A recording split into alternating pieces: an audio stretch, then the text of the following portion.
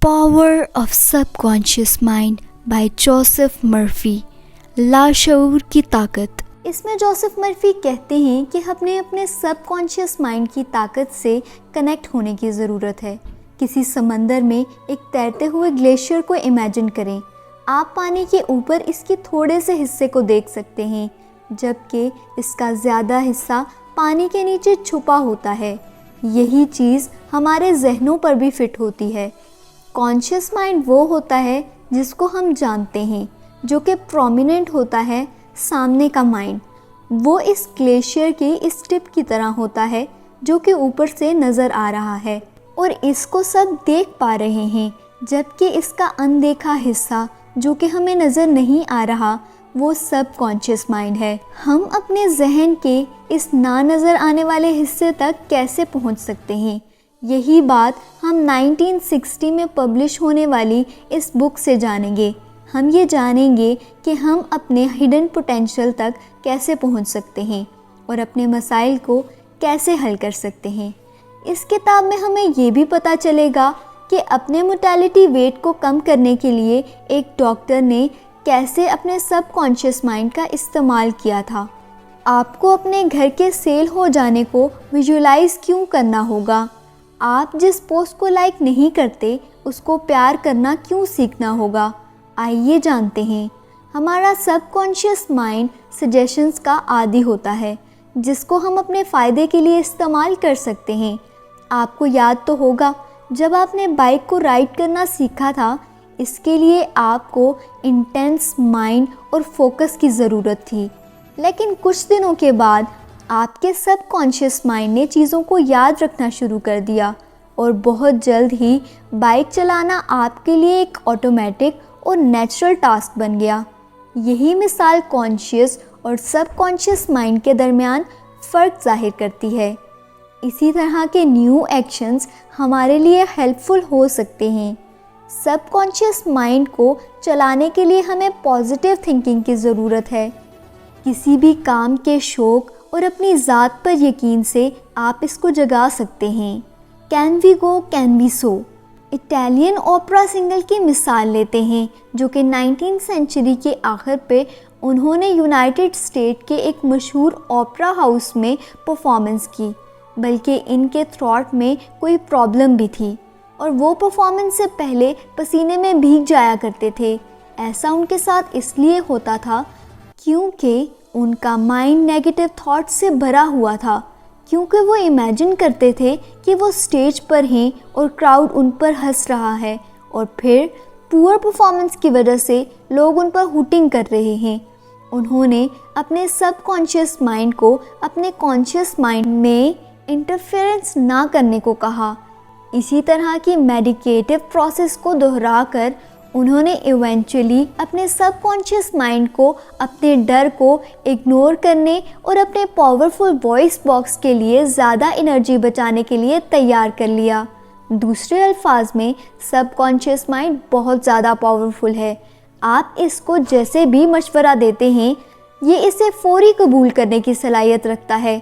मिसाल के तौर पर एक साइकोलॉजिस्ट से काफ़ी एक्सपेरिमेंट किए, जिसमें उन्होंने आर्टिफिशियल स्लीपिंग स्टेट में काम करने वाले स्टूडेंट्स को हिप्नोटिक प्रोसेस से गुजारा और इनको ये यकीन दिलाया कि वो एक बिल्ली हैं। स्टूडेंट्स बिल्ली की तरह एक्ट करने लगे। इस तरह के मशवरों को सबकॉन्शियस माइंड ने एकदम एक्सेप्ट कर लिया और इसको सच मांगने लगे। हम एक और साइको सर्जन डॉक्टर जेम्स की मिसाल भी ले सकते हैं, जिन्होंने साल 1843 से लेकर 1946 के बीच में उन्होंने एनेस्थीसिया बेहोश करने वाली दवाई की डेवलपमेंट से भी पहले 400 से ज़्यादा ऑपरेशन किए थे और इनके इस प्रोसीजर में डेथ रेट बहुत ही कम था, सिर्फ 2 या 3%। वो ऐसा कैसे कर पाते थे? वो ऐसा इस तरह कर पाते थे कि वो अपने मरीज़ों को यकीन दिलाते थे कि उन्हें कुछ भी नहीं होगा और ये हिप्नोटिक प्रोसेस उनके सबकॉन्शियस माइंड के लिए काफ़ी था। इसका असर उनके जिस्म पर भी पड़ता था। आप अपने ख्वाबों से आगाही के लिए ओवर थिंकिंग और विजुअलाइजेशन की ताकत का इस्तेमाल कर सकते हैं। 18वीं सदी में फीस्ट बीमारों को ये यकीन दिलाकर ठीक कर देते थे कि खुदा उनको ठीक कर देगा। ये तरीका हैरान कुन साबित होता था। ये कोई देवमाली की ताकत नहीं थी, बल्कि ये सबकॉन्शियस माइंड की ताकत थी। इस बात को इस तरह से समझा जा सकता है कि पॉजिटिव सोच आपकी बीमारी को दूर करने के लिए काफ़ी है, क्योंकि ये आपके सबकॉन्शियस माइंड को ताकत देती है। ऑथर के एक अजीज़ को टीबी हो गई थी, जिसके बेटे उनको ठीक करने का एक पुख्ता इरादा रखते थे और अपने फादर को हर हाल में ठीक करना चाहते थे। इसलिए उसने अपने फादर से कहा कि मैंने एक जाने माने सेंस से एक क्रॉस खरीदा है, जिसको जो भी हाथ लगाता है वो बिल्कुल ठीक हो जाता है, जबकि असल में ये सिर्फ एक लकड़ी का टुकड़ा था जो कि शायद उन्होंने सड़क के किनारे से उठाया था। उन्होंने कहा कि इस क्रॉस को हाथ लगाकर बहुत से लोग सेहतयाब हो चुके हैं। उनके फादर ने वो क्रॉस हाथ में पकड़ा और सो गए। जब वो सुबह उठे तो वो बिल्कुल ठीक थे। उनका इस क्रॉस पर मुकम्मल बिलीव पैदा हो गया था। ये देखते हुए उनको किसी ने भी सच नहीं बताया, और ये भी पॉसिबल था कि उनका अगर बिलीव टूट जाता तो वो फिर से बीमार पड़ सकते थे।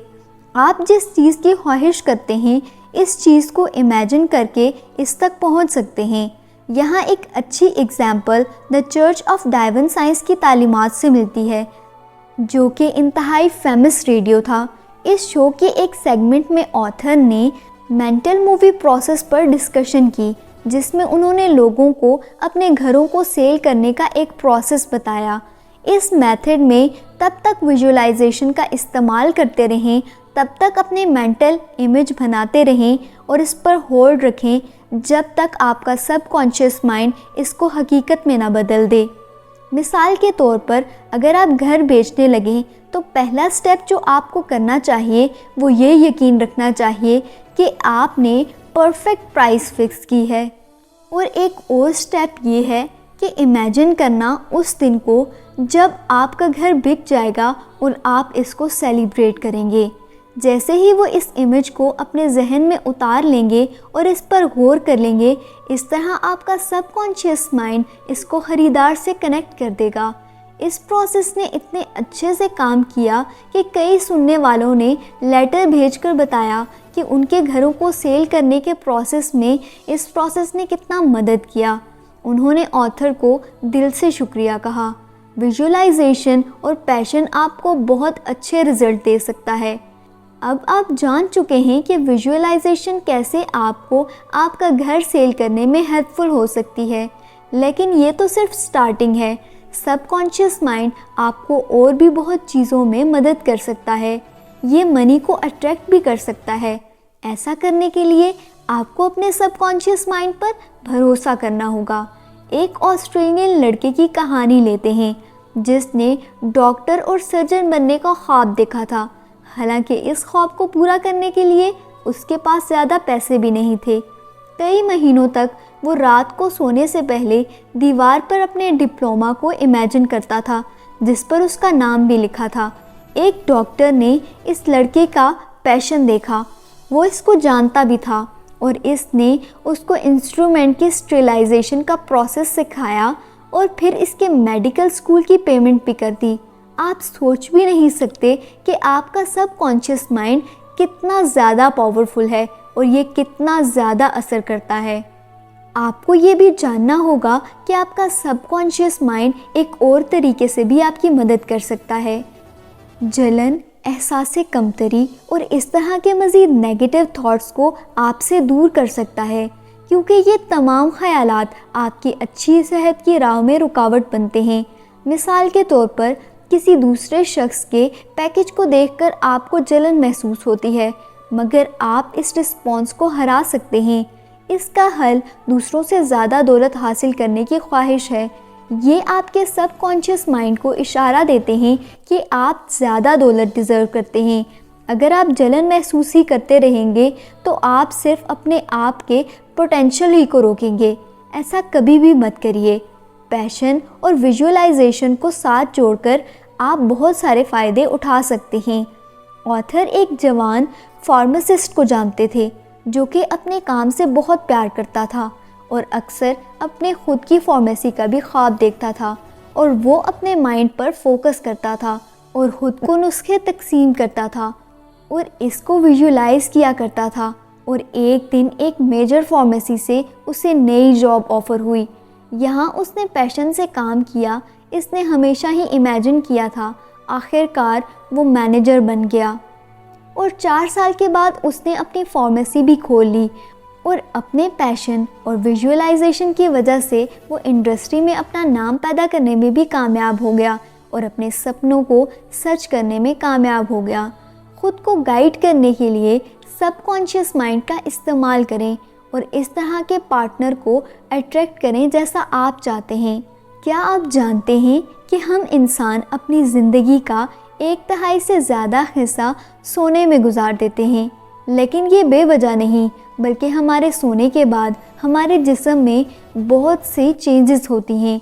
आपका जिस्म आपकी तवानाई को स्टोर करता है और साथ ही आराम के दौरान आपका जिस्म इतना एक्टिव नहीं होता, जिसकी वजह से आपका सबकॉन्शियस माइंड ज़्यादा तेज़ी से काम करता है और आपको प्रोटेक्ट करता है। हैरानकुन तौर पर आपका सबकॉन्शियस माइंड की पावर से आपको गाइडेंस भी मिल सकती है। लॉस एंजलिस के रेडियो शो को सुनने वाली एक औरत की मिसाल लेते हैं। इसे न्यूयॉर्क सिटी में एक न्यू जॉब ऑफ़र हुई थी और इसकी पे भी इंक्रीज़ हो सकती थी, मगर वो फैसला नहीं कर पा रही थी कि आखिरकार वो क्या चूज़ करे। इसलिए उसने अपने सबकॉन्शियस माइंड पर यकीन कर लिया और ये सोचा कि उसका जवाब उसको नींद में मिल जाएगा। अगले दिन उसको स्ट्रॉन्ग फीलिंग्स आ रही थी कि वो इस जॉब को छोड़ दे। कुछ माह बाद उसको यकीन हो गया कि उसका फ़ैसला बिल्कुल ठीक था जब उस कंपनी को लॉस हुआ। इसके सबकॉन्शियस माइंड ने इसे सही फ़ैसला करने पर लाया। आपका सबकॉन्शियस माइंड और भी बहुत कुछ कर सकता है। ये आपके ड्रीम पार्टनर को सर्च करने में भी आपकी मदद कर सकता है। आपको बस उनकी क्वालिटीज़ पर फोकस करना है जो आप अपने ड्रीम पार्टनर में चाहते हैं। मिसाल के तौर पर ऑथर एक टीचर को जानते थे जिनका 3 बार तलाक हो चुका था। जो भी आदमी उनकी ज़िंदगी में आता था वो बहुत ही पैसिव और वीक था और ये सब इसकी डिज़ायर्ड क्वालिटी के बिल्कुल उल्ट थे। ऐसा क्यों होता था, ये सुनिए। इस लड़की की मैस्कुलिन डोमिनेंट पर्सनैलिटी सबमिसिव को अट्रैक्ट किया करती थी। हालांकि बाद में हर रात उसने दिमाग में आइडियल हस्बैंड को विजुलाइज करके ये पैटर्न तोड़ दिया था। फिर उसने एक डॉक्टर के क्लिनिक में रिसेप्शनिस्ट का काम शुरू कर दिया और इमीडिएटली उसको पता चला कि वो जिस डॉक्टर के अंडर काम कर रही है वो बहुत ज़्यादा हेल्दी और सक्सेसफुल है। इसने अपने सबकॉन्शियस माइंड से इस डॉक्टर को अट्रैक्ट किया और इसको इमेजिन कर रही थी। फिर आखिर में वही हुआ जो वो चाहती थी। इन दोनों की शादी हो गई और वो साथ में बहुत खुश रहने लगे। आप अपनी खुशी को चूज़ करके नेगेटिव थॉट्स को कम कर सकते हैं जो आपकी राह में रुकावट हैं। हम सब किसी गुमशुदा चीज़ के अचानक मिल जाने की खुशी को तो जानते हैं, लेकिन ये एक आर्जी खुशी है। आपको अपनी खुशी खुद ढूंढनी होगी। इसका पता लगाना होगा कि आपकी खुशी किस चीज़ में है। मिसाल के तौर पर एक सेल्समैन ने ऑथर से गिला किया कि अपनी आला कारकर्दगी के बावजूद भी इसको अपनी कंपनी से दाद नहीं मिलती। अपने बॉस के लिए इसके जहन में बहुत गुस्सा भरा हुआ था। आखिर इन नेगेटिव थॉट्स ने इसके काम को अफेक्ट किया और वो इतने अच्छे से काम नहीं कर पा रहा था। हालांकि वो पॉजिटिव थॉट्स को अपनाने की पावर भी रखता था। वो बॉस के लिए सेहत और कामयाबी की दुआ करने लगा और ये विजुलाइज करने लगा कि उसका मैनेजर उसको मुबारकबाद दे रहा है, उसे देखकर खुश हो रहा है और उसे स्माइल पास कर रहा है। और एक दिन उसे बॉस ने बुलाया और उसे प्रमोट कर दिया। यहाँ ये समझाया जा रहा है कि नेगेटिव थॉट्स बहुत ज़्यादा ख़तरनाक हो सकती हैं। ये आपकी मेंटल हेल्थ को भी तबाह कर सकती हैं। ऑथर के एक एसोसिएट जो कि रात को 1 बजे तक काम किया करते थे, इन्होंने अपनी एक बेगम और 2 बच्चों को नज़रअंदाज कर दिया था। ये हाई ब्लड प्रेशर के मरीज़ भी बन चुके थे। सवाल ये है कि वो ऐसा क्यों करते थे। इसकी वजह ये नहीं थी कि वो अपने काम के लिए पैशनेट थे, बल्कि इसकी वजह कुछ और थी। आइए जानते हैं। असल में उनके भाई जो फोत हो चुके थे, उनके साथ उनका रवैया ठीक नहीं था और वो इसी गिल्ट में थे। उनके भाई को मरे हुए अब कई साल हो चुके थे, लेकिन उन्होंने अपने जहन में इस जख्म को ताज़ा रखा हुआ था और मुसलसल काम करने और अपने फैमिली को इग्नोर करके वो ख़ुद को सज़ा दे रहे थे। फाइनली उनने खुद को माफ़ कर दिया और फिर वो रेगुलर बेसिस पर काम करने लगे। नेगेटिव थॉट्स आपको तबाह कर देती हैं, जबकि पॉजिटिव थॉट्स आपको मुश्किलात से सामना करना सिखाती हैं और आपको जवान रखती हैं। जब आप बच्चे थे तो आप बेड के नीचे छुपे मॉन्स्टर से डरते थे, क्योंकि बहुत से बच्चों में ये डर आम पाया जाता है। आपको याद तो होगा जब आपकी मदर लाइट ऑन करती थी तो आपको ये जानकर बहुत खुशी होती थी कि सब कुछ ठीक है। और सच्चाई भी यही है कि डर हमारा खुद का पैदा किया हुआ होता है और हमारी पॉजिटिव थिंकिंग इसको चेंज कर सकती है। मिसाल के तौर पर मिस्टर जॉन्स की कहानी ले लीजिए, जो कि शराब को छोड़ नहीं पा रहे थे। वो अक्सर नशे में रहते थे। शराब को छोड़ने के डर ने उनको पावरलेस फील कराना शुरू कर दिया था। फिर से फेल हो जाने के डर ने उन्हें मेहनत करने से रोक दिया था। वो फाइनली अपनी फैमिली के यकीन को खोने के बाद उन्होंने इस फियर को फेस करने के बारे में सोचा। वो अपने आप को रिलैक्स रखते थे और ये इमेजिन करने लगे कि उनकी बेटी उनके लिए ये सब कुछ फेस कर रही है। और एक और कॉमन डर जो सब में होता है वो बुढ़ापे का डर है। हम किसी भी डर के पीछे थॉट प्रोसेस को कंट्रोल करके इस डर को हरा सकते हैं।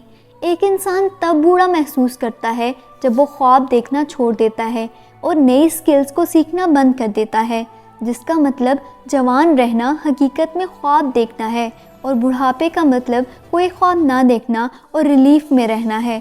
इस प्रोसेस की वजह से वो आराम आराम से शराब छोड़ने में कामयाब हो गए, आखिरकार अपनी फैमिली से भी जुड़ गए।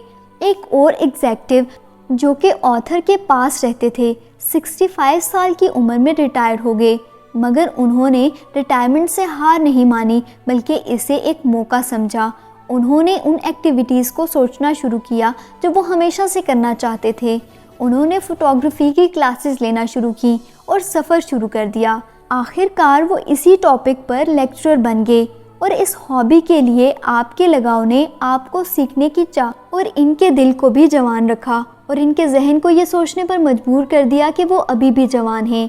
ऑथर के फादर ने 65 साल की उम्र में फ्रेंच सीखी और 70 साल की उम्र में वो स्पेशलिस्ट बन गए। इसके बाद उनने गायलिक ज़ुबान भी सीखी और 99 साल की उम्र में यानी अपनी मौत तक इसको पढ़ाते रहे। आइए देखते हैं कि फाइनली इस समरी से हमने क्या सीखा। हमारा सबकॉन्शियस माइंड लगातार काम करता है और आप अपने खुद के फ़ायदे के लिए इस ताकत को इस्तेमाल कर सकते हैं। ये डोमिनेंट थॉट्स आपको आपकी लाइफ में किसी भी चीज़ को टैकल करने में मदद कर सकती हैं। ये इस तरीके को इम्प्रूव करती हैं जिसको आप इमोशनली और फिज़िकली दोनों तरह से फील कर सकते हैं। अल्टीमेटली ये पूरा प्रोसेस आपकी विजुअलाइजेशन और नेगेटिव थॉट्स के खात्मे पर है। The power of subconscious mind by Joseph Murphy एक बहुत ही उम्दा किताब है जिसकी करोड़ों कॉपीज़ बिक चुकी हैं। इसकी समरी बार बार सुनिए और लोगों के साथ भी शेयर कीजिए। Thanks for watching.